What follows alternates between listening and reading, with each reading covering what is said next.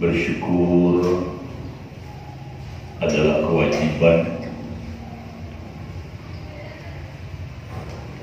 Bersyukur artinya kita volumenya dikecilin, mengaum, dengung, kesian yang dengerin kupingnya. Iya Bu ya.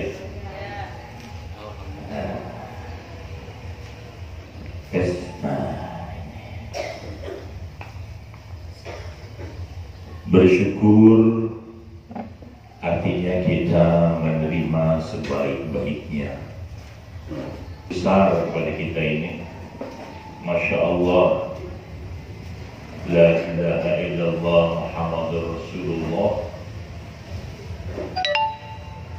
Dari yang kita rasa, yang kita rasakan, yang paling kita syukuri kira-kira nikmat apa Bu? Sehat. Nikmat sehat, nikmat iman, nikmat Islam kita ini. Kalau tidak karena nikmat iman, nikmat Islam mana mau pagi-pagi sudah datang ke sini mau mengikuti majelis ilmu di mana ibadah yang paling besar pahalanya di sisi Allah itu menuntut ilmu, belajar mendalami, memahami ajaran Rasulullah SAW. Belajar, makanya hukum belajar itu fardhu, fardu, wajib hukumnya belajar itu. Karena apa? Dengan kita belajar, kita tambah. Kalau yang sudah paham, tambah yakin. Kalau yang sudah yakin, tambah khusyuk. Kalau yang sudah khusyuk, tambah ikhlas, tambah dekat kepada Allah. Kenapa? Yang paling penting hidup itu adalah memahami hakikat hidup itu untuk apa. Kita bersyukur kita di penghujung bulan Sya'ban. Mari kita berdoa. Allahumma balighna Rajab, balighna Sya'ban, wa balighna Ramadan. Telah berlalu bulan Rajab dan kita di penghujung bulan Sya'ban. Ya Allah, mudah-mudahan besok sampai, ya Allah. Mudah-mudahan besok sampai kita termasuk orang yang merasakan nikmatnya bulan Ramadan. Kenapa? Masya Allah, ini nikmat anugerah yang luar biasa bulan Ramadan ini. Iya, hari ini saya baru saja kemarin mendapatkan berita inna lillahi wa inna ilaihi raji'un, telah berpulang ke rahmat Allah. Pakku saya di Ponorogo. Nah, ini saya mau ingatkan bahwa yang namanya kematian itu, tidak memilih-milih, tidak memilah-milah yang tua duluan atau yang muda belakangan. Yang muda belakangan atau yang tua duluan itu nggak pilih-pilih. Sama aja. Karena kita nggak tahu nih kita ini kapan dipanggil. Maka bersyukurlah kita, artinya kita manfaatkan lahzat, awqat, Masya Allah, detik per detik, bukan lagi jam per jam, bukan lagi hari per hari. Wallahi umur kita itu 65 tahun. 65 tahun rata-rata. Kalau yang sudah dapat bonus nih bapak-bapak yang santun sepuh, nyuwun sewu, sudah mungkin 65, sudah 70, 75. Pak Haji Biantoro berapa Pak? 37. Sudah dapat bonus. Kalau yang sudah lebih dari 63 sudah melewati umurnya Rasulullah, bonus. Saya pernah mendapatkan seorang nenek yang umurnya sudah baru saja kurang lebih 2 minggu yang lalu dipanggil oleh Allah. Dia itu kalau bilang sama putunya, ya Allah, putuku, dongakmu aku undang di pundut. Pengen banget cepat bertemu Allah, subhanallah. Karena umurnya sudah lebih dari 90. Rasanya hidup ini kayaknya sudah bikin capek aja hidupnya. Gitu. Artinya dia itu selalu minta doa, doain aku. Ya, doain aku husnul khotimah, doain aku segera diambil oleh Allah. Aku tidak ingin hidupku ini jadi beban. Biasanya ini ujian buat anak, kalau orang tuanya sampai sepah. Wallahi ini ujian yang berat buat anak-anaknya. Kalau kita lihat di mana-mana, kalau udah tua biasanya dilupain. Nenek-nenek, kakek-kakek sudah dianggap sisa, ngerepotin aja. Ini ujian buat yang muda-muda. Kalau yang sudah kakek-kakek, nenek-nenek, yang anaknya penuh perhatian, kadang-kadang, masya Allah, karena dia mandiri, nggak mau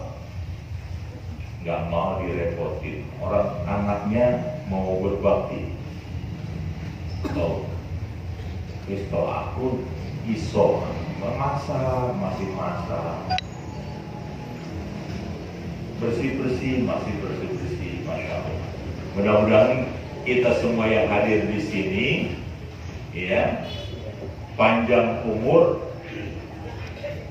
wa hasuna amaluhu, panjang umur dan baik amal, banyak amal ibadah, banyak amal solehnya. Amin. Ya Rabbal. Hidup kita, Bu, kalau dibandingkan dengan waktu yang akan kita tempuh nanti abadi selamanya, dan itu pasti kalau sudah masuk ke liang kubur, hidup kita seyogianya ini cuma 1,5 jam.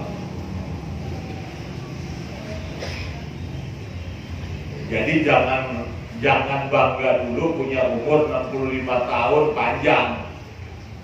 Kalau 65 tahun setengah, 1,5 jam dibandingkan 1 hari, 1 bulan, 1 tahun di akhirat. Al-yawma fil akhirah al-busana fid dunya.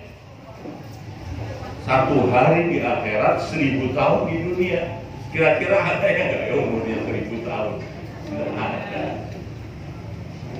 Dulu mungkin para nabi yang dahulu ada yang umurnya seperti itu. Pasukan umurnya.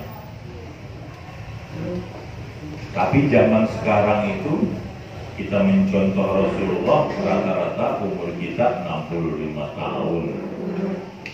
Berarti kita harus waspada. Allah menganugerahkan kita yang paling besar nikmat itu akal. Nah ini yang lagi populer, akal. Sehat. Akalnya sehat atau ora? Karena apa? Di titik awal Allah memberikan anugerah. Laulal ilmu lakana nasu kal bahaim. Tanpa ilmu pengetahuan manusia itu sama aja dengan binatang buas. Kita dengan akal diharuskan, diwajibkan oleh Rasulullah, tuntutlah ilmu. belajar.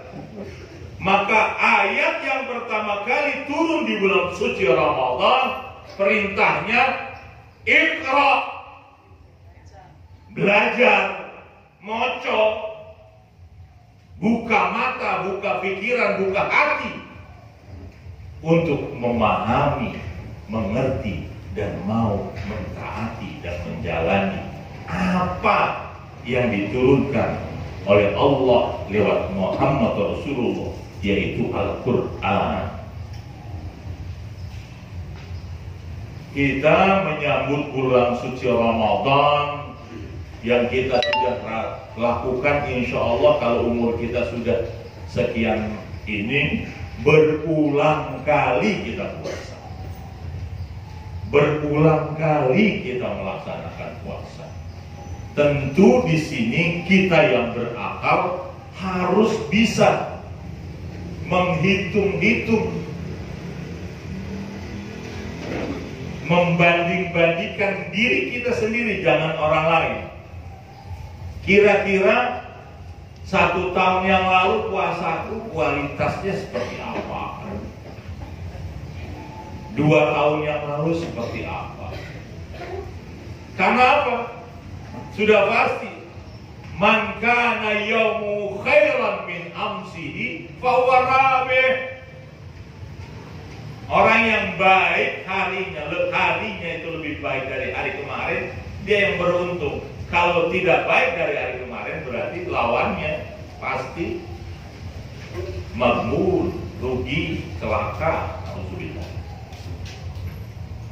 Maka mari kita sambut bulan suci Ramadan dengan ucapan marhaban ya Ramadan, marhaban ya syahr siyam. Selamat datang bulan suci Ramadan, selamat datang bulan Al-Quran, bulan puasa, bulan diturunkannya Al-Quran, bulan ampunan, bulan dimerdekakannya orang dari azab siksa neraka. Masya Allah, ini bulan luar biasa bagi orang yang luar biasa. Ini istimewa bagi mereka yang istimewa, ya. Maka kalau tadi sekedar judul, sebetulnya tema puasa agar kita lebih menjadi orang yang berkualitas, ruh dan jiwa kita ini lebih berkualitas, itu bagaimana puasa dan tazkiyatun nafs. Bagaimana puasa ini menuntun kita menjadi orang yang lebih baik, lebih berkualitas, lebih paripurna. Kenapa? Karena sudah jelas perintah puasa itu datangnya dari Allah. Perintahnya, ya ayyuhalladzina amanu kutiba alaikumus siyam kama kutiba alal ladzina min qablikum la'allakum tattaqun. Ini udah jelas maqasid syariahnya, tujuan diperintahkannya puasa itu agar manusia itu menjadi orang yang sempurna di mata manusia dan sempurna di mata Allah. Gelar yang paling luar biasa di mata Allah itu inna akramakum indallahi atqakum, yang paling bertakwa. Nah, kalau udah bicara takwa ini banyak permasalahan yang harus kita koncei. Bagaimana caranya kita menjadi orang yang bertakwa? Maka bertakwa secara terminologi kan sederhana, tapi pembuktiannya menjadi tidak sederhana. Bertakwa artinya taat sepatuh-patuhnya segala perintah Allah, dan jangan sekali-kali, tidak ada sekalipun boleh, tidak ada sekali boleh, enggak. Jadi kalau orang bertakwa, taat dan tidak pernah melanggar, nah ini orang bertakwa. Kira-kira ini kita pernah melanggar kan? Kita ini termasuk orang yang pernah melanggar nggak kira-kira? Aturan Allah kita langgar, aturan manusia kita langgar. Nah, maka itu kita disuruh oleh Allah, diperintahkan oleh Allah di bulan suci Ramadan ini menjadi orang yang berkualitas. Bayangkan kalau kita kembali melihat, kita cuma bisa membayangkan betapa indahnya hidup bersama Rasulullah, para sahabat. Masya Allah, Islam itu saat itu luar biasa damai. Islam membawa berkah, Islam membawa perdamaian, Islam mengajarkan keadilan, kemasyarakatan antara muhajirin dan ansor, kehidupan antara yang dhaif, yang lemah, yang kaya, semua bersatu padu. Maka yang muncul saat itu adalah generasi terbaik, orang-orang yang bertakwa. Maka perintah untuk menjadi bertakwa, kita harusnya kembali mencontoh, mengikuti ajaran Rasulullah dan setia kepada ajarannya dan taat kepada syariatnya dan mengikuti apa yang diajarkan Rasulullah dan para sahabatnya. Kalau ingin kita mengalami kedamaian, keberkahan sebagaimana yang dialami oleh mereka, yang insya Allah mereka sekarang sudah menunggu kita di surga. Mereka adalah ahlus surga, ahlul jannah. Jadi kalau bahasa manualnya, kalau pengen seperti mereka, gak usah susah-susah. Bagaimana kita bisa memiliki derajat kehormatan, kebahagiaan, kedamaian, kesejahteraan lahir dan batin? Kita diberikan cara yang sangat sederhana. Allah berfirman dalam surat Al-Ahzab ayat 31. Laqad kana lakum fi Rasulillahi uswatun hasanah liman kana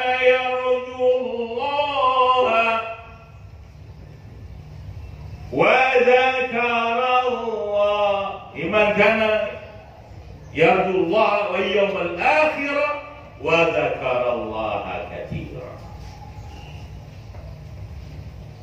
Laqad kana lakum fi Rasulillah. Kita sudah sering ini mendengar nasihat, mendengar uraian ceramah, ajaran bahwa gak perlu kita mencari yang gak jelas. Ikuti saja yang sudah pasti dan jelas, manualnya jelas, konkret. Siapa contoh yang paling sempurna itu? Nabi kita Muhammad Sallallahu Alaihi Wasallam. Lalu bagaimana kita agar bulan suci Ramadan ini mendapatkan derajat ketakwaan itu? Ya kita puasa sebagaimana baginda Rasulullah berpuasa. Bagaimana? Tentu ini kita harus niat benar-benar.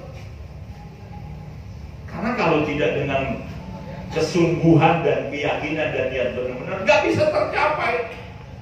Ada ajaran yang sederhana diajarkan oleh guru-guru kami ketika kami dulu kelas 1 di Bogor. itu ada kalimat pendek yang menjadi kunci untuk berarti itu menjadi syiar man jada wajah. Apa Bu? Man jada wajah. Apa? Coba ibu-ibu rasakan kalimat spirit manjada wajada. Manjada wajada. Ayo. Semangat. Manjada wajada.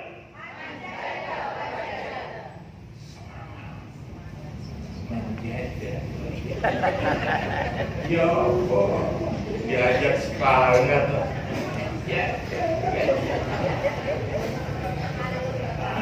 Cuma malu-malu. Masya Allah, manjada wajah. Ibu-ibu belum pernah melihat ke Suriah. Nenek-nenek, kakek-kakek yang sedang menjalani kesusahan itu, mereka itu bukan lagi bersungguh-sungguh bagaimana mempertahankan kehidupan mereka. Dia sudah susah. Subhanallah, mereka itu pribadi-pribadi yang tahan banting. Maka kita nggak boleh loyo, nggak boleh lemes, semangat. Kalau kita ingin mencapai derajat ketakwaan, predikat yang paling terhormat di sisi Allah, menjadi orang yang takwa, tentu yang harus kita contoh Rasulullah dalam berpuasa.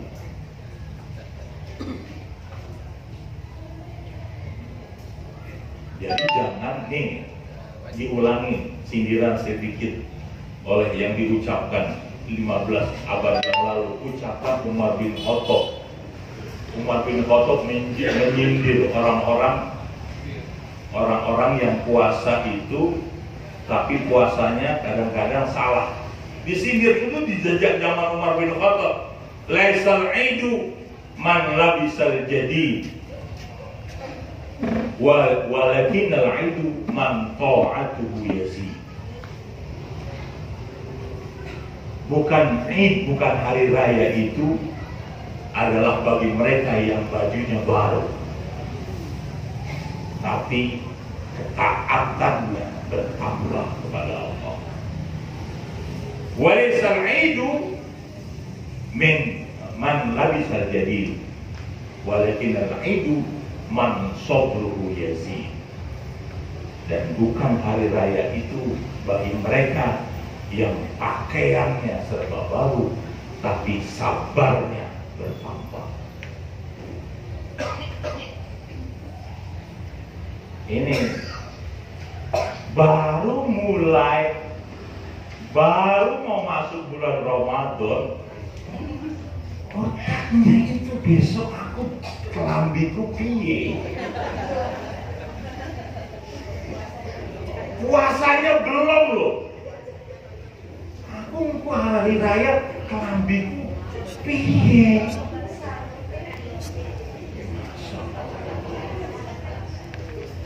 Jadi belum puasa kok belum. Orang sana tuh, orang Betawi. Kalau orang Nganjuk gak enek sih koyo. Oh. Gak enek. Gak beda maksud saya. Podo ae. Ini nih, makanya kadang-kadang kita berpikirnya selalu biasa-biasa saja tentang bagaimana mendapatkan predikat takwa ini. Jadi predikat takwa ini predikat istimewa, predikat luar biasa. Gelar ini yang berikan bukan kita manusia. Mahkota ini bukan kita yang berikan. Kamu nih contoh-contoh orang-orang bertakwa. Gak bisa. Karena anugerah itu anugerah spesial yang diberikan pada manusia-manusia yang punya kualitas spesial. Tentu dimulai dengan kualitas bagaimana dia menggunakan akal sehatnya. Tentu dimulai dengan bagaimana dia memulai kebernihan atau kejernihan, kebeningan hati dan imannya. Mau menyentuh Rasulullah setengah-setengah atau totalitas. Kalau setengah-setengah dia gak mungkin dapat yang sempurna. Maka itu mari kita mulai dengan memperbaiki niat kita. Puasa tahun ini mudah-mudahan puasa kita menjadi sempurna. Makanya harus diisi sebagaimana Rasulullah mengisi bulan suci Ramadan dengan hal yang istimewa. Kalau dicontohkan bagaimana Rasulullah menjalankan bulan suci Ramadan dan para sahabatnya menjalankan bulan suci Ramadan, itu dengan mengutamakan Al-Quran. Sampai Imam Malik, Imam Hanafi dan para imam yang lain tidak mau mengajar fikih, tidak mau mengajarkan taklim yang lain di bulan suci Ramadan. Ia ada kitabah wa yahtaril Quran. Dia meletakkan kitabnya, bulan suci Ramadan ini jangan diganggu. Aku ingin uzlah dengan Al-Quran. Subhanallah. Aku ingin fokus beribadah dengan Al-Quran. Kama yatadarasul Rasulullah fi Ramadan ma'a Jibril bil Quran. Kenapa para sahabat mengikuti itu? Karena Rasulullah sendiri di bulan suci Ramadan Al-Quran. Bahkan dia belajar dengan Al-Quran itu 2 kali dengan Jibril, sampai ketika dia mau meninggal juga sebelumnya ketemu dengan Jibril, belajar Al-Quran bersama Jibril, lalu beliau meninggal dunia. Jadi kalau nggak salah dalam kitab itu diterangkan seperti ini. Jadi hampir setiap hari turun Jibril. Jadi apa artinya yatadarus? Yatadarus itu artinya ngederes. Ngederes itu artinya membaca dengan berniat memahami dan menjalankan apa yang dikandung dalam Al-Quran. Memang ada pahala setiap membaca 1 huruf, 1 huruf, 2 huruf, 10 huruf, 1 ayat menjadi 10 ayat. Barokahnya luar biasa dari tinjauan pahala untuk memotivasi kita. Jangan malas membaca Al-Quran. Tapi yang dimaksud, yang paling utama, bagaimana ada orang misalnya setiap hari khatam, sehingga 30 juz dalam sebulan selesai, atau dalam sebulan 30 kali khatam, karena 1 hari dia khatam.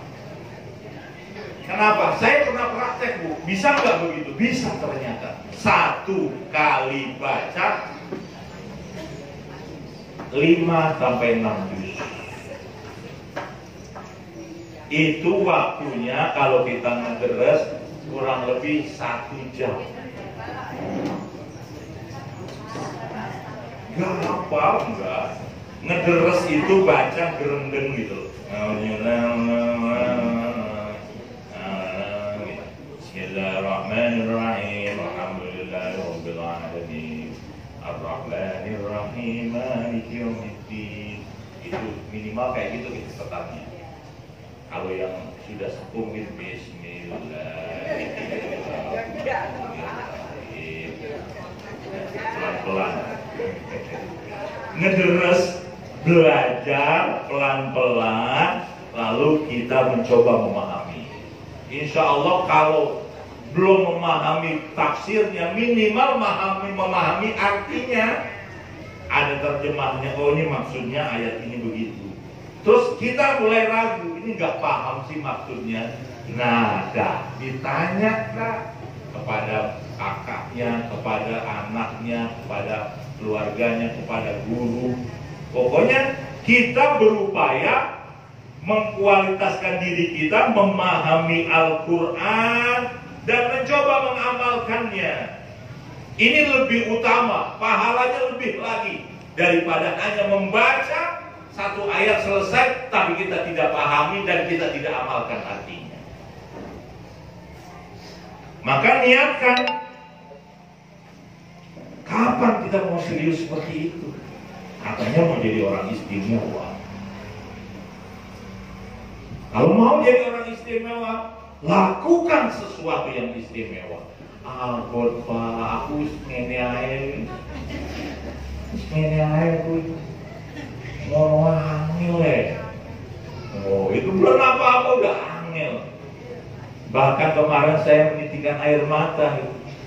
Ada di kelompok pengajian atau rumah tahfiz, ada ibunda siapa namanya itu, 80 tahun khatam dan menghafalkan Al-Quran. Masya Allah. Karena cinta, Bu. Maka ketika kita berkata kita orang yang beriman, kita beriman kepada Allah, kita beriman kepada Rasulullah, kita beriman kepada kitabullah. Kamu percaya kepada kita? Percaya.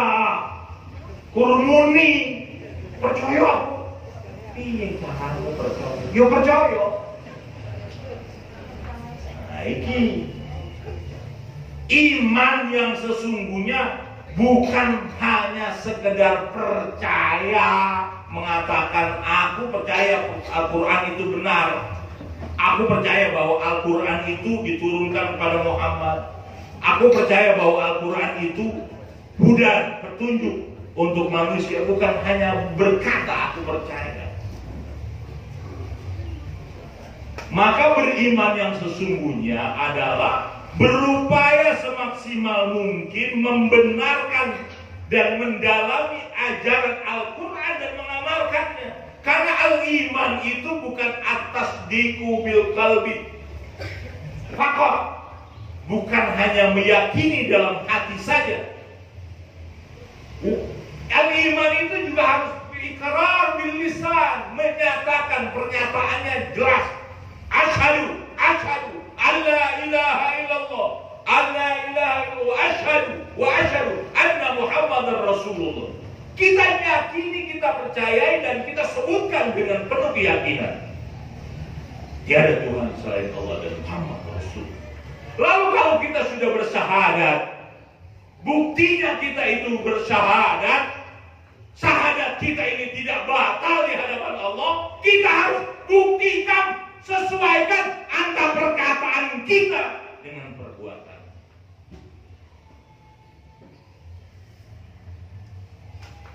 Untuk ngomong asyhadu an la ilaha illallah, asyhadu anna Muhammadar Rasulullah bisa dipelajari dengan mudah. Ngomong tok. Apalagi kadang-kadang orang yang belum pernah mengucapkan syahadat, Arab nikah.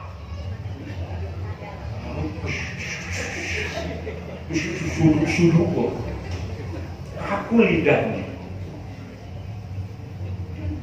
Bagi kita yang sudah biasa dan lisan kita ini sudah terbiasa dengan bersyahadat, karena kalau kita menjadi orang yang muslim, tentu kita selalu sholat. Dalam sholat itu kita tidak pernah meninggalkan syahadat. Kenapa itu, Bu? Kita dalam sholat kenapa kita selalu mengulang syahadat, mengulang-ulang perjanjian? Dalam sholat kita janji lagi, kita ulangi, kita janji lagi. Lalu ketika kita berjanji di hadapan Allah, beranikah kita ingkar janji kepada Allah? Maka jangan sekali-kali menganggap remeh perjanjian kita kepada Allah. Karena setiap apa yang kita ucapkan, setiap apa yang kita lakukan, kita bertanggungjawabkan di hadapan Allah.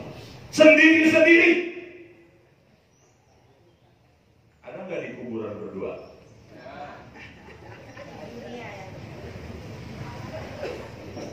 Dewe.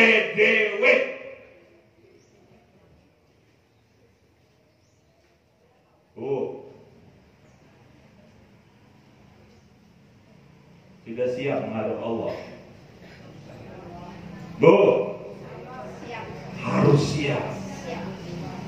Harus siap. Kenapa? Karena kita harus rindu kepada yang Maha Agung. Ini mau bertemu yang memberikan. Ibu pernah diberikan sesuatu sama bapak, sama ibu, orang tua kita. Pernah. Lalu kita angan, aku pengen ketemu. Aku habis dikasih hadiah kemarin. Waduh, aku pokoknya lebaran ini harus ketemu ibu. Aku kangen. Kira-kira kangen gak ketemu Allah? Bu, kangen gak ketemu Allah?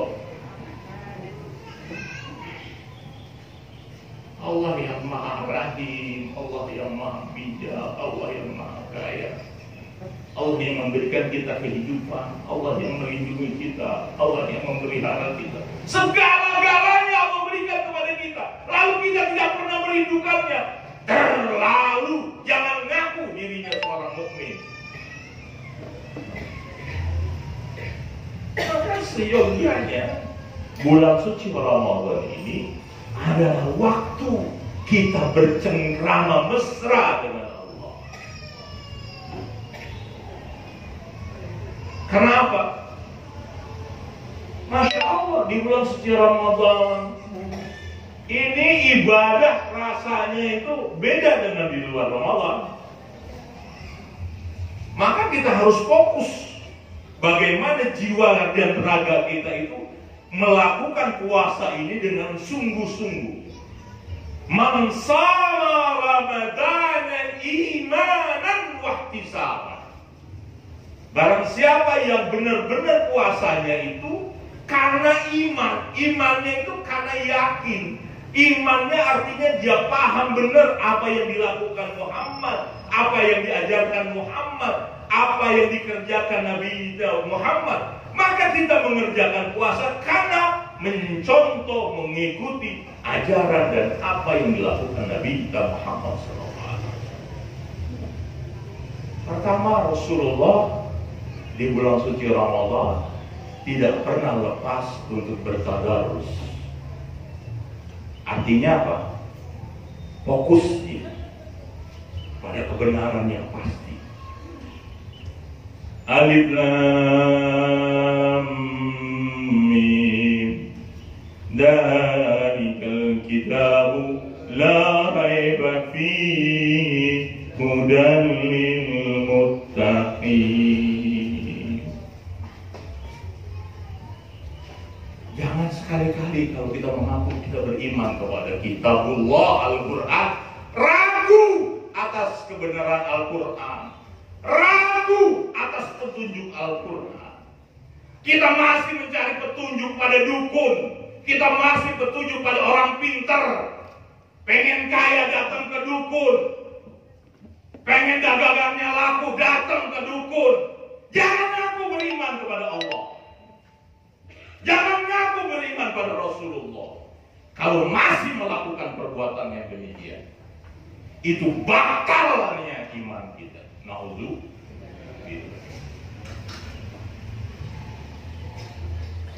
Aku beriman kepada Allah, minta kaya datang ke Gunung Kemukus. Tak jodoh itu. Tak jodoh. Gunung Kawi, Gunung Kemukus, Gunung Lawu. Saya pernah melihat dengan mata kepala. Saya naik ke Gunung Lawu. dosen saya itu di Unida dulu, atau guru saya juga pernah bikin skripsi mengungkap bagaimana Gunung Lawu menjadi sumber malapetaka buat Jawa Timur.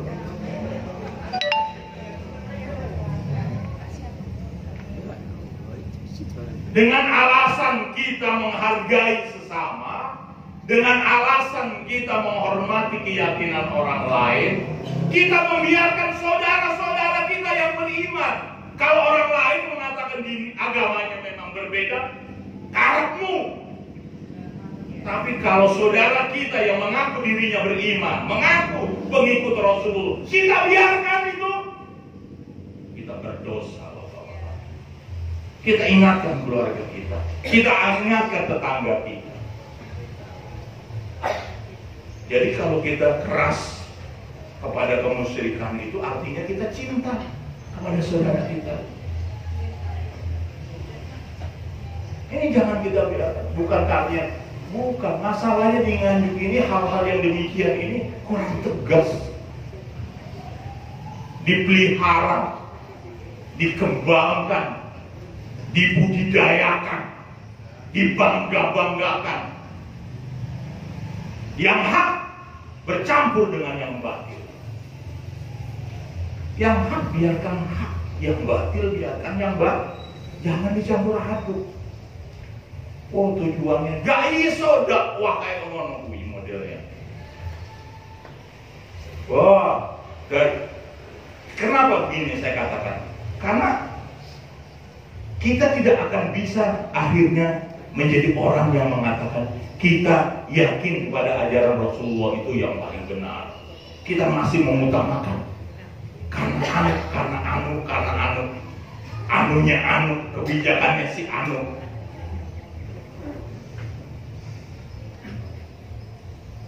Maka kita butuh memilih pemimpin yang takut kepada Allah. Di Nganjuk ini belum terjadi yang demikian itu. Mudah-mudahan suatu saat pemimpin Nganjuk adalah pemimpin yang takut kepada Allah. Amin. Ya Rabbal. Masya Allah. Kenapa saya katakan demikian? Karena kita butuh doa pemimpin itu dikabulkan. Salasun doa umula surah. Ada 3 orang yang doanya tidak ditolak. Pertama, al-imamul adil. Masya Allah. Pemimpin yang adil, pemimpin yang bertakwa, pemimpin yang takut kepada Allah, ya pemimpin yang setia kepada ajaran Rasulullah bukan karena dibayar.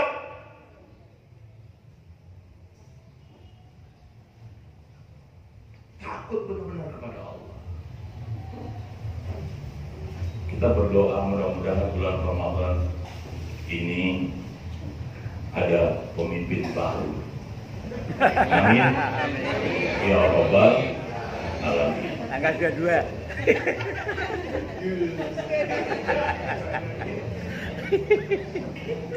Karena pengen banget kalau pemimpin itu taat kepada ulama, pemimpin patuh kepada ulama, takut kepada Allah. Insya Allah kebijakannya itu akan mensejahterakan. Amin. Ya Rabbal Alamin. Ini udah diajarkan oleh Rasulullah. Kalau pengen sejahtera, damai, pilih pemimpin yang adil, jangan yang membayar kamu. Yang pernah menerima bayaran tobat. Amplop. Yang pernah menerima sogokan istighfaro. Apapun bentuknya. Jadi apapun bentuknya. Nggak ada, begini mana gimana, nggak ada. Pokoknya dengan tujuan pilih aku, maka aku. Nah ini, no. Saya pemilihan desa selama 25 tahun ini nggak pernah mau milih. Karena budayanya pemimpinan desa itu mengundang pakai amplop. Aku bilang, ini apa? Ini apa ya? Ngundang saya 50.000. Gak cukup. Saya mau masuk neraka gara-gara 50.000. Sorry deh. Tanggung, ini kan 1 triliun gitu. Masuk neraka. Ini cuma 50.000. Nanti di kuburan ditanya, kamu makan dari uang sogokan? Iya, gebukin. Lain loh.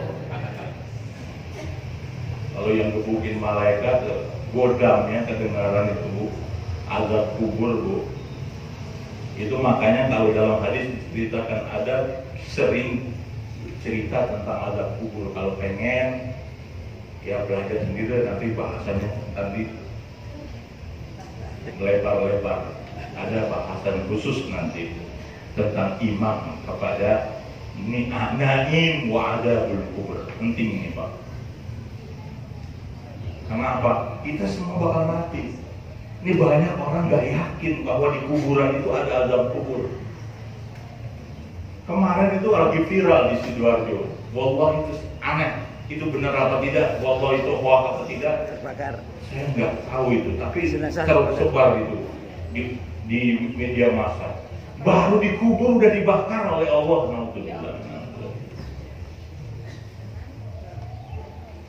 Baru dikubur udah neraka menjemputnya merah. Wallahi itu harus yakin kalau Masya Allah. Banyak cerita-cerita tentang ini. Maka kita harus yakin. Kalau ingin istimewa, ayo kita istimewakan puasa kita. Kita istimewakan bulan suci Ramadan ini. Menjadi syahrus syiyam, benar-benar puasa. Puasa lahir batin, Pak. Ini kalau puasa lahir aja gampang. Anak kita yang masih TK, SD sudah belajar puasa. Kalau sekedar menahan lapar dan dahaga, anak TK, anak SD kuat dan bisa. Menahan lapar 3 hari aja kuat, apalagi hanya 1 hari. Maka nih, bagaimana puasa kita agar menjadi puasa yang istimewa? Agar hati dan pikiran kita menjadi istimewa, agar jiwa raga kita menjadi suci dan bersih, dan betul-betul nanti seperti bayi yang baru lahir ketika kita di ujung Ramadan. Idul Fitri. Tentunya kita mencoba pertama mempuasakan nalar. Ini puasa ini kadang-kadang pikiran ini kemana-mana nih, Pak. Hati-hati. Kalau pikiran kita udah melebar kemana-mana, bisa jadi yang muncul nanti emosi. Bisa lagi yang muncul nanti marah. Bisa lagi yang muncul nanti hasud. Bisa lagi muncul lagi nanti iri. Nah, dari apa yang kita lihat muncul ke hati, ke pikiran, muncul. Nah, kalau sudah ada di hati dan mulai kita pikirkan, apalagi ada niat, walaupun baru niat kita tidak bisa berbuat, kita tidak melakukan dosa. Tapi kalau kita mau istimewa menurut Rasulullah mengajarkan jangan sekali-kali berpikiran buruk. Hati juga harus dijaga. Penyakit hati itu dalam kitab Ihya Ulumuddin saya pernah baca itu kurang lebih 66. Ada yang mengatakan 70. Banyak banget nih penyakit hati ini. Yang dominan itu sifat kita dengki, iri, pemarah, bohong, penipu. Banyak lah, pokoknya kalau diurut itu penyakit hati banyak sebenarnya. Nah, hal-hal yang demikian ini karena diawali dengan apa? Dia rendah, punya imannya rendah. Imannya sangat kecil kepada Allah. Kenapa? Kenapa? Karena dia imannya cuma di mulut. Imannya baru casing, Bungkus. baru bungkusnya aja. Ya, tidak menjamin orang yang kayak saya nih, jubahan, ini lebih, wow Ustaz, ini lebih alim, lebih soleh, lebih pantas masuk surga. Belum tentu nih Rasulullah masuk surga.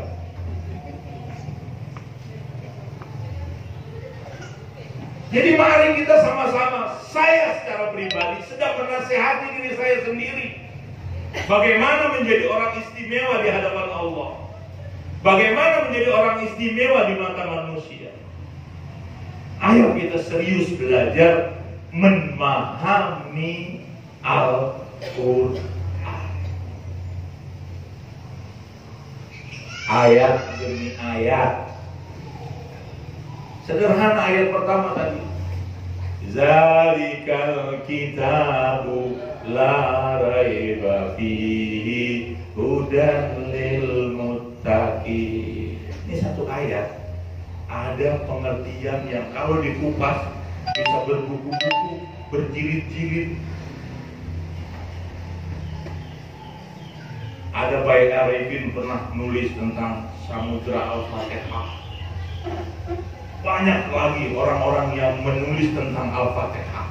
Itu dari kalimat yang dimunculkan, itu dari kalimat ihdinas siratal mustaqim. Gambarannya, ajarannya, tuntunannya, gambaran, keterangannya luas. Karena Al-Quran itu luar biasa kan.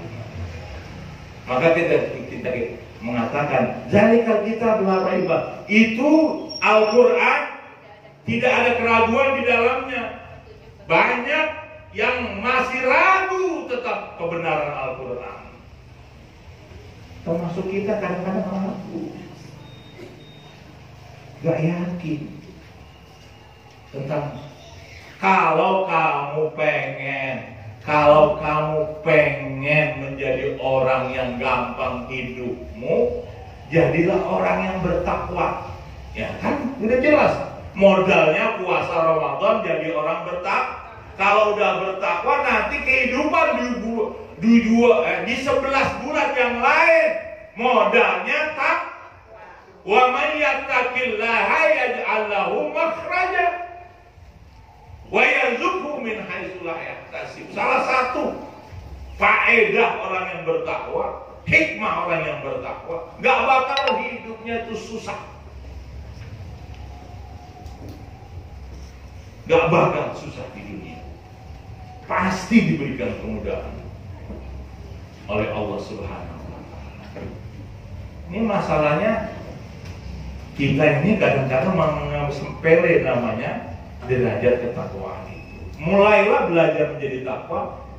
Kita belajar dengan saum di bulan suci Ramadan. Ya, puasakan hati dan pikiran, puasakan mata. Bu, bulan suci Ramadan, televisi yang di rumah jangan dihidupkan di siang hari. Bapak-bapak apalagi, HP jangan sering ditonton hal-hal yang membuat kita tidak lagi menjadi orang istimewa.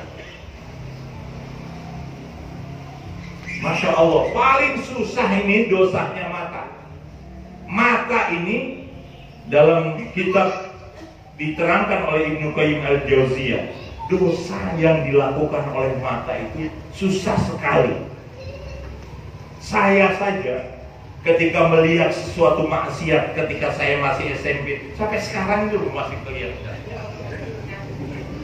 Gak pernah kelupaan, astagfirullah. Kebayang aja tuh mata. Bahayanya dosa mata itu seperti itu, Pak. Kita kira dosa mata kita itu kayak apa? Masing-masing punya dosa itu di matanya. Berani nggak minta ampun dari mata itu? Ngakuin dosa mata kita seperti apa?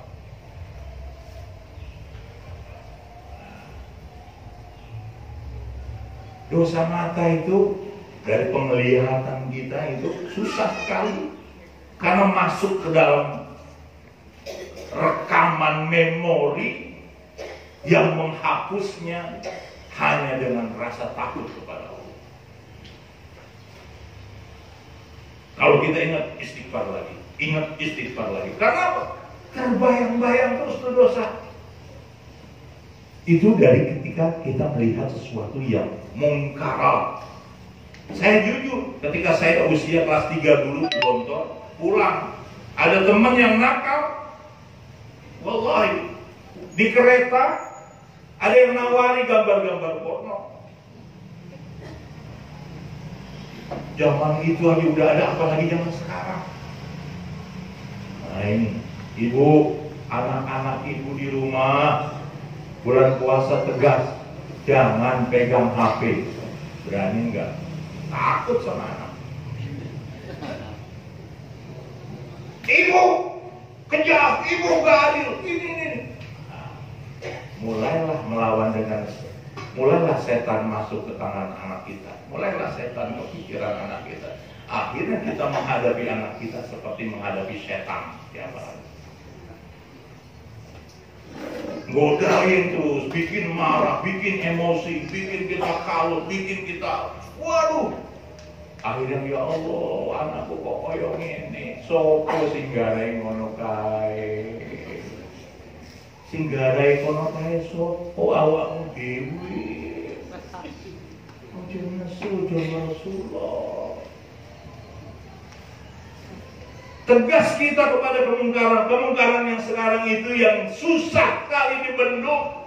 Matanya jaga, dajjal itu satu itu HP. Kan katanya matanya dajjal itu satu kan. Ini ya. Iya. HP itu matanya satu, layarnya satu atau dua HP.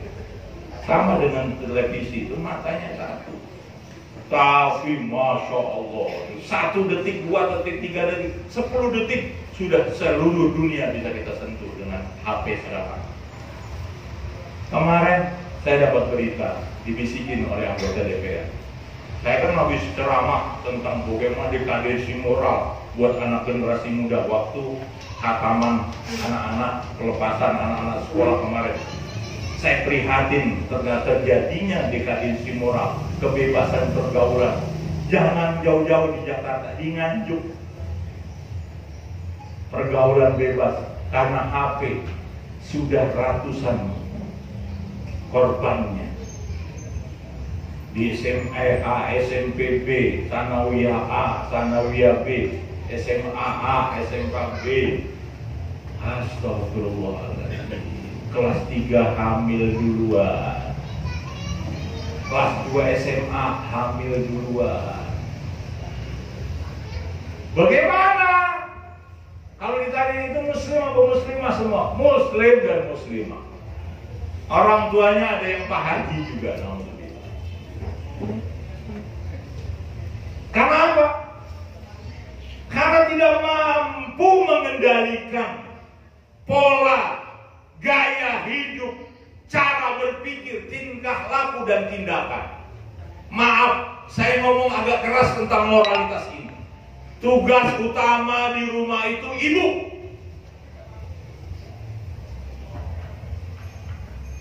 Ibu yang membuat anak itu menjadi saleh dan saleh.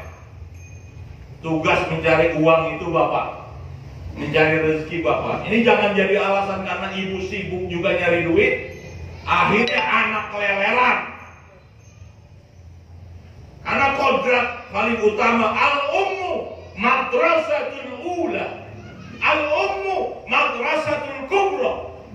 Ibu itu awal dari pendidikan anak. Mau jadi apakah anak kita itu tergantung ibu-ibu di rumah. Makanya Bu, cerewet untuk kebaikan nggak apa-apa. Cerewet untuk kebaikan nggak apa-apa. Tapi kalau memang bisa dengan lembut, bisa dengan kasih sayang, nggak usah cerewet. Ibu itu punya cinta. Ibu itu punya kelembutan. Ibu itu harus lembut, tutur katanya. Ibu menjadi contoh di rumahnya. Bagaimana ibu mau dicontoh sama bapaknya aja ngelawan?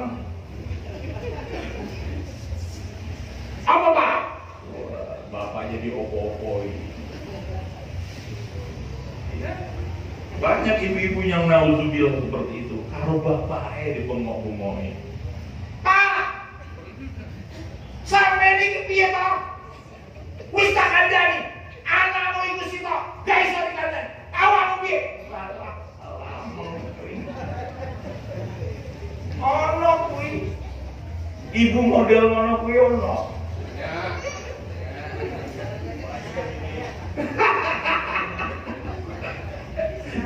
Hati-hati ibu itu contoh, dilihat, ditiru.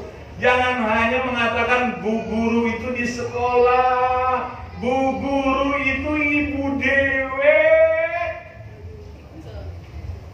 Ibu itu guru paling utama, sekolah itu tambahan nih.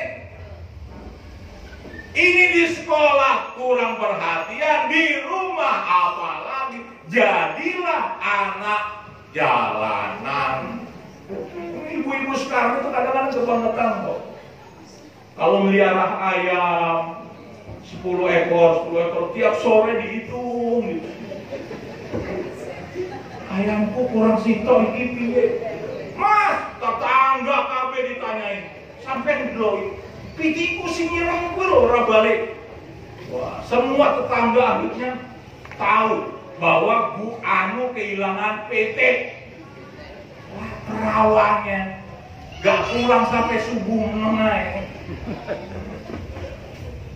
Apalagi alasan anaknya, "Mah, aku gak pulang ya, Mak. Malam ini aku nginep sama koncoku." Koncomu sing endi? Sopo koncone, orang tuanya di mana? Nggak tahunya turun nang kuburan. Turu nang pojokan kono. Akhirnya terjadilah hal-hal yang membuat negeri ini tambah kurang keberkahan. Kampung kita, negeri kita kuranglah keberkahan. Di mana-mana perlakuan dan kelakuan model kayak begini menjadi biasa. Nauzubillah. Maka saya ingatkan ibu-ibu, bulan suci Ramadan, puasa juga. Anak itu gini. Ini kadang-kadang udah bayi, basi, TK, ngomong aja, ibu paling gak mau ngomong. Anakku saiki pinter main game. Bayi wis kaya ngene. Cucu dihadiahi handphone. Wah, anak rusak nanti otaknya. Terbelenggu, mania, bahkan susah dilepas dari game. Banyak sudah korbannya. Nauzu. Apa puasa bu di rumah siang hari jaga mata, jaga telinga. Ini juga kan kita sekarang mungkin udah berkurang. Kalau dulu rata-rata di rumah nyetel radio, sekarang radio ini udah berkurang karena TV 24 jam. Maka saya ngomongnya TV, apalagi radio. Kalau di siang hari sudahlah kurangi, jangan lagi. Ini kuping ini jangan lagi dibiasakan dengan lagu-lagu yang lain kecuali bacaan Al-Quran. Masa sejak muda sampai tua kayak ini gak bosan-bosan doyan dompet. Masih dipuja-puja itu lagunya. Siapa itu? Pita, siapa namanya? Lagunya alun-alun Kota Nganjuk.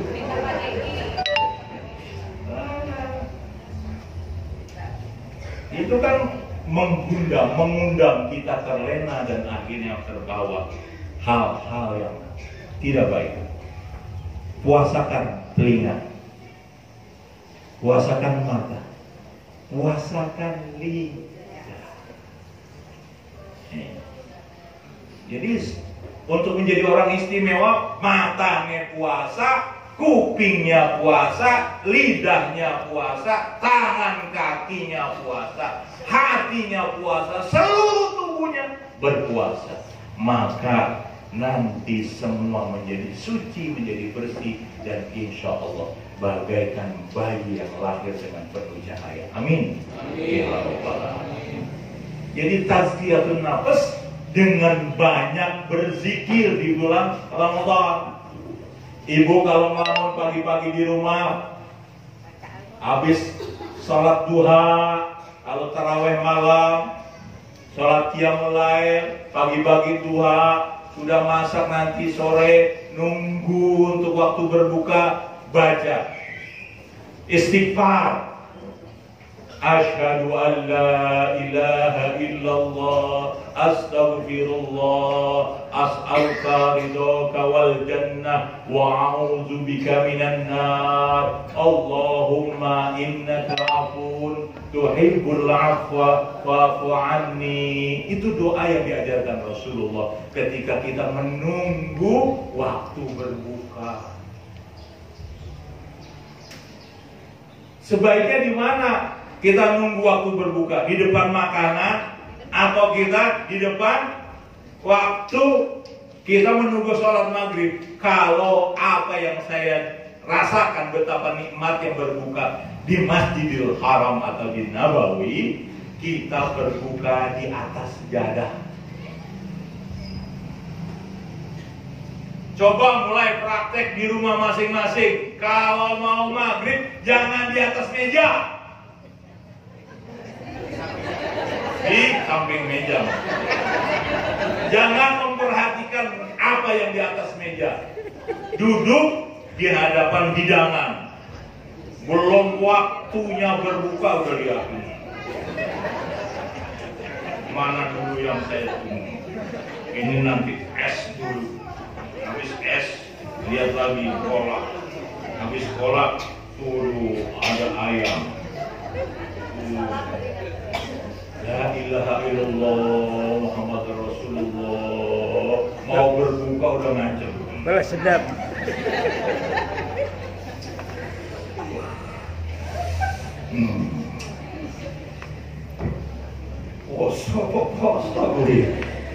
Jadi kalau menurut apa yang mungkin juga dilaksanakan dan dilakukan Rasulullah itu seperti itu. Mau berbuka di atas saja, kumpul di masjid, lalu baca Al-Quran. Allahu Akbar, Allahu Akbar. Langsung semuanya ngambil 3 butir korma. Ada satu air, 1 teguk untuk di sana zam-zam air putih. Maka sunnahnya berbuka 3 butir korma air putih. Kenapa air putih bukan air yang manis? Itu sunnah pertama karena air putih itu tohur. Air putih itu suci dan menyehatkan.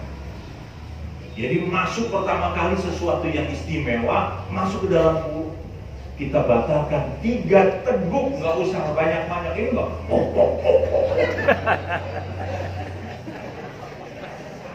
Kurang, nambah lagi. Masya Allah, kayaknya puasa kayak udah setahun dia puasa. Pelan caranya. Subhanallah, minum 1 teguk. Walhamdulillah, minum 1 teguk. Wala ilaha illallah, 1 teguk. Itu minuman itu menjadi pengampunan dosa dan menjadi energi yang masuk ke dalam darah, mengepus menjadi booster kita menjadi orang yang taat dalam ibadah. Makanya diajarkan Rasulullah kalau minum 3 teguk dengan bernafas. Ini bau. Udah begitu ambil lagi yang pakai mangkok. Udah pakai mangkok tangan kiri. Waduh. Saingan sama putune. Jadi insya Allah 3 teguk, 1 teguk sudah membatalkan, 3 teguk dengan 3 butir insya Allah cukup. Nah, ini ada tambahan kalau di Mekah sekarang itu udah diinovasi, kasih roti 1 potong, ada juga susu yang namanya kalau di sini kita kalau di sana tuh susu yang dicolek itu apa namanya? Yogurt, yes, yogurt. Karena orang sini nggak ada yang minum yogurt, ya udah air putih aja. Gimana kalau air teh boleh, air teh nggak apa-apa. Yang penting kalau sunnahnya memang disebutkan ma'un tohurun, air putih yang bersih. Itu sunnahnya. Sederhana, kita lakukan yang sederhana, yang sunnah yang sederhana dulu. Yang lain nanti tambahannya nggak apa-apa. Yang sederhana itu sunnah. Kita pahala, kita sehat, kita mendapatkan keberkahan. 3 butir kurma nggak mahal dulu daripada beli ayam 1. 3 butir kurma cukup untuk bertahan sampai kita taraweh. Kalau enggak, habis itu sholat, boleh, habis sholat makan. Makan jangan 3 piring. Akhirnya kekenyangan. Habis itu, habis maghrib, malah ngantuk. Padahal yang naumul ba'dal maghribi makruhun. Tidur habis maghrib itu dilarang oleh Rasulullah. Jadi jangan sekali-kali tidur qoblal isya atau ba'dal maghrib. Dilarang oleh Rasulullah. Apalagi habis buka kekenyangan, sender-sender, bablas, kekenyangan, berbukanya kebanyakan. Berbuka secukupnya. Ini bukan saya melarang buka bersama. Ini kadang-kadang kita ini punya tradisi sekarang ini buka bersama, tapi tidak di masjid. Sehingga habis berbuka sholatnya tidak berjamaah. Akhirnya jalannya jauh, malah sholat maghribnya telat. Mengutamakan yang mana, yang fardu apa yang sunnah? Yang fardu itu jamaah. Makanya kalau nanti kita adakan sholat buka bersama, disediakan dulu tempat sholat. Biasakan berbuka dulu, takjil, lalu sholat. Habis sholat berjamaah baru makan. Jadi belum apa-apa, nanti kita buka bersama, pikir yang dipikirkan itu mangan apa bu? Aku nyumbang iki, aku manganan seret-seret. Ya Allah, akhirnya mubah. Niatnya untuk berjamaah itu apa? Kalau kita niat mau kumpul-kumpul buka bersama, lalu kita kumpulkan harta kita untuk bersedekah begini. Karena apa? Sholat itu mengajarkan kita untuk istiqomah, untuk melakukan yang baik dan mencegah yang mungkar. Puasa juga begitu. Bagi kita punya kewajiban untuk mengambil empati bahwa kita melakukan puasa hari ini berarti kita merasakan laparnya dahaga. Maka kalau bisa hari itu kita juga bersedekah pada orang yang sedang kesusahan, sedang mengalami kesulitan. Jangankan untuk makan hari ini, untuk yang nanti untuk sahur dia belum punya beras. Maka kewajiban kita seperti itu. Kalau perlu didata di kampung kita, di lingkungan kita, kira-kira orang yang perlu kita sumbang selama bulan suci Ramadan ini siapa? Sehingga jamaah kita, kelompok kita itu kepedulian sosialnya itu meningkat. Karena puasa itu juga melatih kepedulian. Puasa untuk pengaruh kepada lingkungan luar kita adalah peduli kepada sesama. Dengan puasa kita merasakan pedihnya, susahnya kita menahan lapar, maka kita harusnya merasakan bahwa ada tetangga-tetangga kita atau orang lain di sana yang membutuhkan bantuan kita. Itu faedah dan hikmah dari pelajaran kita berpuasa.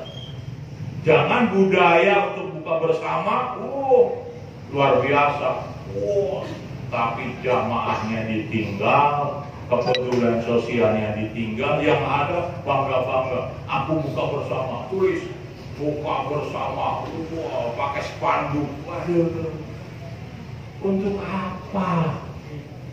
Hal-hal yang tidak manfaat. Min husnil islamil mar'i tarkuhu ma la ya'ni. Sebaik-baik orang mukmin muslim itu adalah meninggalkan sesuatu yang sia-sia, yang gak ada manfaatnya. Maka kita utamakan kepedulian. Kalau memang kita nanti ada budaya, ini kan selalu nih, kalau di bulan suci Ramadan ada namanya buka bersama. Saran saya jangan lari dari sunnah salat jamaahnya. Jadi anjuran saya kalau berbuka lebih baik di depan sajadah. Jadi kita mau buka, sholat dulu, habis sholat baru kita ke meja makan. Itu pun kita tunda, jangan sampai terlalu kenyang agar kita tidak malas dalam melaksanakan qiyamul tarawih atau qiyamul lail. Sudah 1 jam lebih ya Pak ya?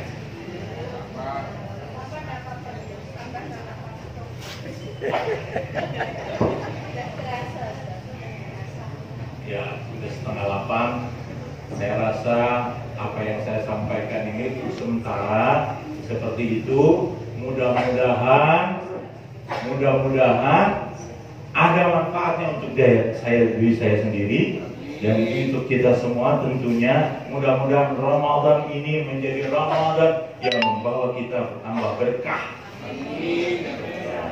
Gak usah banyak-banyak rencana. Kata kuncinya puasa itu mengikuti apa yang dilakukan baginda Rasulullah Muhammad SAW. Fokus pada Al-Quran.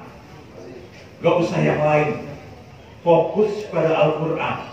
Para sahabat juga begitu, menjalankan puasa dengan fokus kepada Al-Quran. Kalau memang belum lancar, belajar Al-Quran. Kalau sudah lancar, belajar lagi, berkualitas bacaannya. Sudah bacaannya berkualitas, pahami artinya. Lalu tingkatkan menjadi pengamal Al-Quran, menjadi saleh-salehah. Insya Allah nanti di akhir Ramadan kita menjadi orang-orang yang bertakwa. Barakallahu li wa lakum wa nafa'ani min al-ayati wa dzikril hakim. Aqulu qawli hadza astaghfirullah li wa lakum. Wassalamualaikum warahmatullahi wabarakatuh. Ustaz, doa.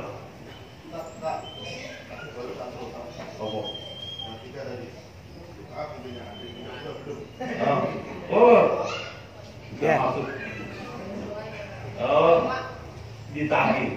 Yang kedua, shaim. Orang yang berpuasa. Doanya orang yang sedang berpuasa. Maka selagi berpuasa, terima kasih diingatkan. Jadi imamun adil yang kedua, orang yang sedang berpuasa. Jadi berpuasa itu orang yang sedang dekat dengan Allah, orang yang sedang suci. Karena apa? Puasa itu yang nilai, yang memberi hadiah, yang beri kualitas penilaiannya hanya Allah. As-shaumu li wa ana ajzibi. Malaikat aja gak punya peran fungsi sama sekali ketika kita puasa itu. Malaikat hari bulan puasa itu mencatat kebajikannya itu langsung, gak perlu dicatat, langsung. Makanya karena langsung Allah yang nilai, berarti istimewanya orang yang berpuasa. Maka da'watus shaim maqbulun latur. Doanya orang yang berpuasa dikabul oleh Allah. Itu kan ada hubungannya. Kenapa ada doa yang nggak terkabul? Karena makanannya ada yang haram. Karena ada makanan yang haram, maka doa kita susah terkabul. Tapi kalau kita berpuasa, insya Allah kita mudah mendapatkan ijabah dari Allah. Amin. Maka banyak-banyak berpuasa. Nanti kita bulan suci Ramadan banyak-banyak berdoa. Kapan juga doa mustajabah kalau sedang berpuasa? Doa waktu berpuasa itu yang diijabah itu ketika kita berbuka. Nah, kita doakan. Pertama yang kita doakan, kita mohon ampun.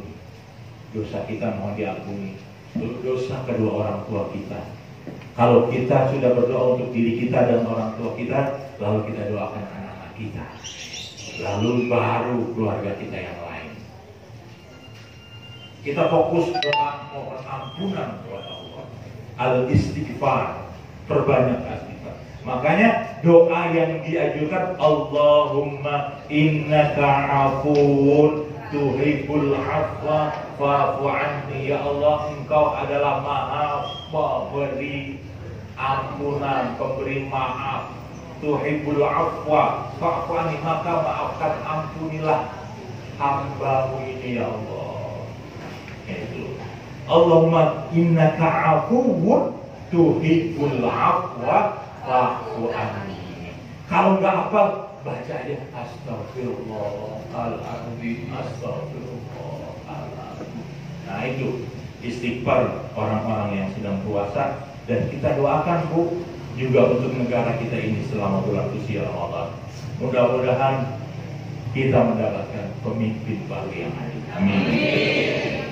Yang ketiga, doa orang yang dizalimi. Doaul mazlum. Nah, kalau rakyat merasa dizalimi, maka doa rakyat insya Allah dikabul. Amin ya rabbal alamin. Maka kalau ada yang merasa dizalimi, doakan pemimpin-pemimpinnya biar tobat, doakan pemimpin-pemimpinnya biar sadar, doakan pemimpinnya biar bisa adil, sehingga setelah Idul Fitri mereka berubah menjadi pemimpin-pemimpin yang adil. Amin ya rabbal alamin. Apunten Pak, mau sukses. Jadi 3 doa yang pasti diampuni dan diterima oleh Allah, yaitu imamun adil, orang yang berpuasa, dan orang yang teraniaya. Astagfirullahaladzim, astagfirullahaladzim, astagfirullahaladzim. Wa atubu ilaih, wa atubu ilaih, wa atubu ilaih min jami'il ma'asi wa dzunub. Alhamdulillah rabbil alamin, hamdan syakirin, hamdan na'imin, hamdan yuwafi ni'amahu wa yukafi mazidah. Ya Rabbana lakal hamdu kama yanbaghi li jalali wajhikal karim wa 'azimi sultanik. Allahumma shalli ala sayyidina Muhammad wa ala alihi wa sahbihi wa barik wa sallam. Allahumma a'inna ala dzikrika wa syukrika wa husni ibadatik. Ya muqallibal qulub, sabbit qulubana ala dinik. Allahumma musyrifal qulub wal absar, sharif qulubana wa absarana ila ta'atik. Allahumma nas'aluka min khairi bima sa'alaka minhu nabiyyuna Muhammadin sallallahu alaihi wasallam, wa na'udzubika min syarri ma ta'awwadha minhu nabiyyuna Muhammadin sallallahu alaihi wasallam. Allahumma inna na'udzubika minal hammi wal huzni, wa na'udzubika minal jubni wal bukhli, wa na'udzubika minal ajzi wal kasali, wa na'udzubika min ghalabati ad-dain wa qahri rijal. Allahumma arinal haqqa haqqa warzuqna ittiba'ah, wa arinal batila batila warzuqna ijtinabah. Rabbana atina fid dunya hasanah wa fil akhirati hasanah wa qina adzabannar wa qina jannata ma'al abrari ya Rabbal alamin. Wa subhanaka rabbil izzati amma yasifun wa salamun ala mursalin walhamdulillahi rabbil alamin. Terima kasih. Lebih kurang minta maaf. Wassalamualaikum warahmatullahi wabarakatuh.